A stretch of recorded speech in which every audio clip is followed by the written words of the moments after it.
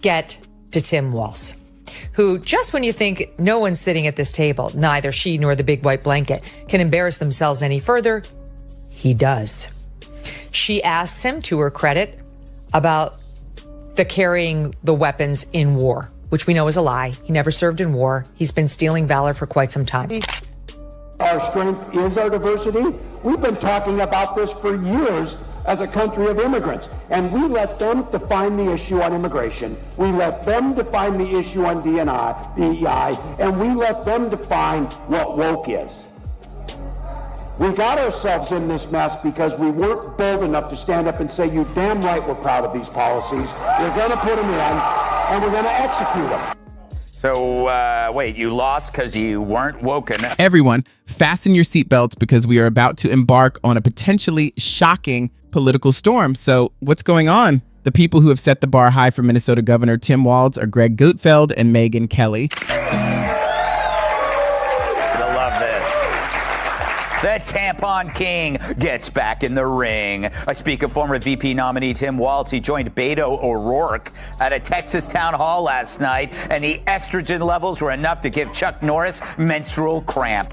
And Tim Walz really did indeed look like the bumbling knucklehead he said he was. I promise that this is a nasty smackdown rather than your typical political banter. Outpouring of love for his son and the relationship between a father and son in that moment was overwhelming too. Yes, even among Republicans. But he wants to dodge the responsibility for his lies, and he brings up his son to do it. What would happen if Greg and Megyn got into a heated disagreement after sort of tagging each other to highlight what they refer to as Walz's dark secret? Walz also seemed to doubt the validity of the last election and future ones. They've released analyses of election data out of Clark County, Nevada, that shows some pretty convincing evidence of election tampering. So what can we do to make sure, A, that the midterms actually happen, and B, that they're free of fraud? Yeah, this one's a core. We saw just recently Donald Trump's executive order to make it more difficult, specifically to women, trying to make it more difficult for women to be able to vote. We see one of the first things they do is try and restrict the vote.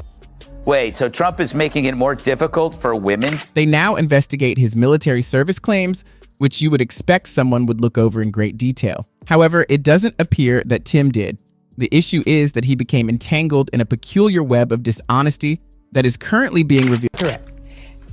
You said you carried weapons in war, but you've never deployed in a war zone. A campaign official of yours said you misspoke. Did you?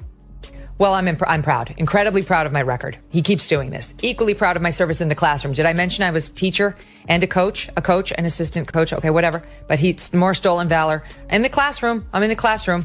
My record speaks for itself. It doesn't actually. You've put a lot of lies into that record that you've been called out on by service personnel.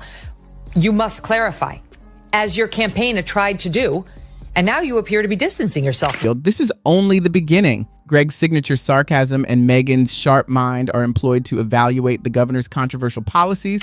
Here's, two pieces of this that are really...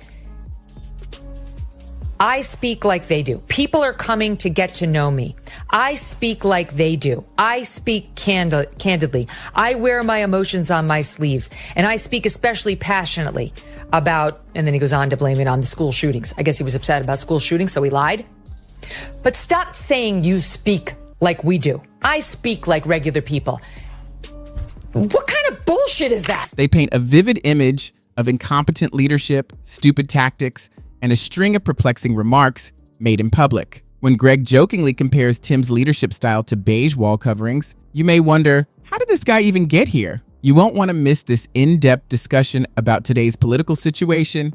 I assure you, laughter and severe criticism are too much for you to take at once.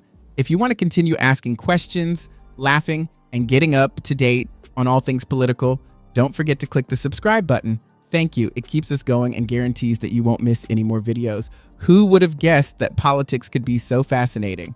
All right, let's begin right away. Megyn Kelly and Greg Gutfeld don't waste any time in highlighting particular instances of Governor Tim Walz's numerous errors in their analysis, which may make you wonder, how someone can be a leader while appearing so perplexed. Perhaps we ought to begin with his bolder claim that he has served in the military. You said that you carried weapons in war, but you have never deployed actually in a war zone. A campaign official said that you misspoke. Did you?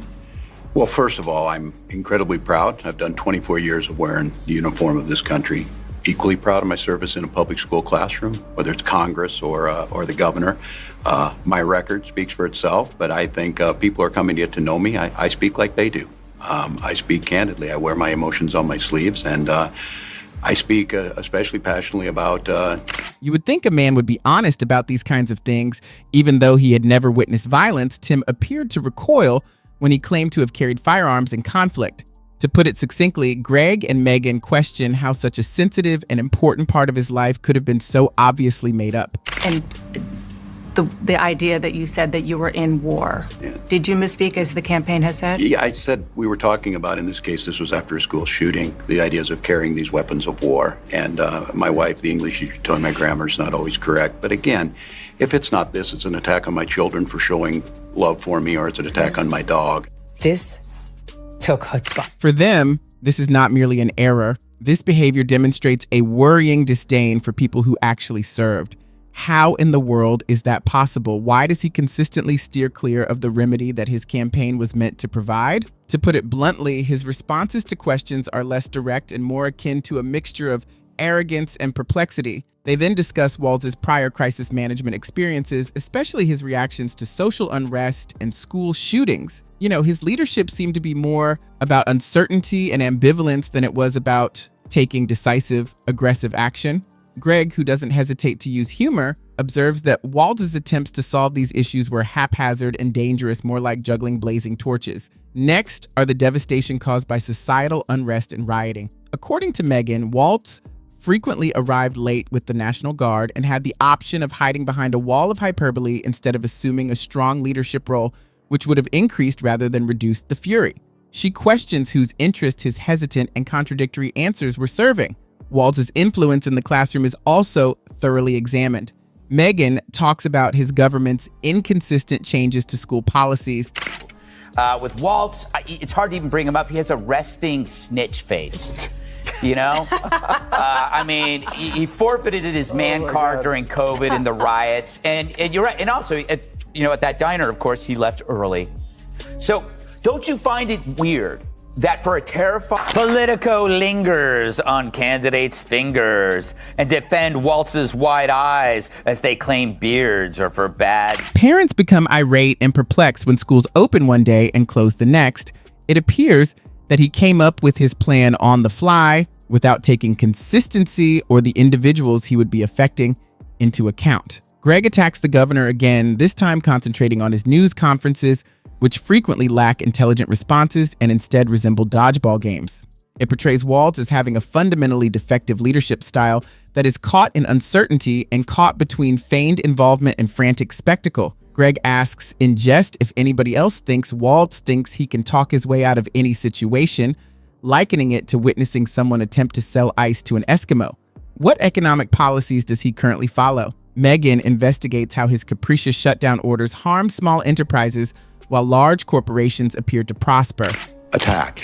But what's fundamental here is that steady leadership is going to matter. 4 fundamentals and 2 confusing, saying Israel when you meant Iran. Not ideal. May I remind you of Donald Trump's first tweet when she chose him? Thank you. That was just...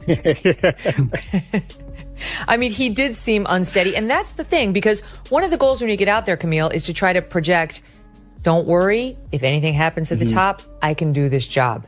And at no point last night did Tim... As if a game were being played, some local companies suffered while others profited. It should come as no surprise that Walz's fix for economic problems was ineffectual, since it frequently involved more committees and discussions than real action. Putting the icing on the cake, Greg mockingly asserts that Walz's climate ideas are better suited for Pinterest than for real-world application. Megyn Kelly accuses Tim Walz of prioritizing appearance over content, pointing to flimsy actions like careless solar installations and lawn care recommendations. She challenges his ambiguous position on national security and his tendency to assign blame, or find easy solutions. She also says that Greg Gutfeld's leadership prioritizes political performance above real action. How do you feel about Walz's leadership style?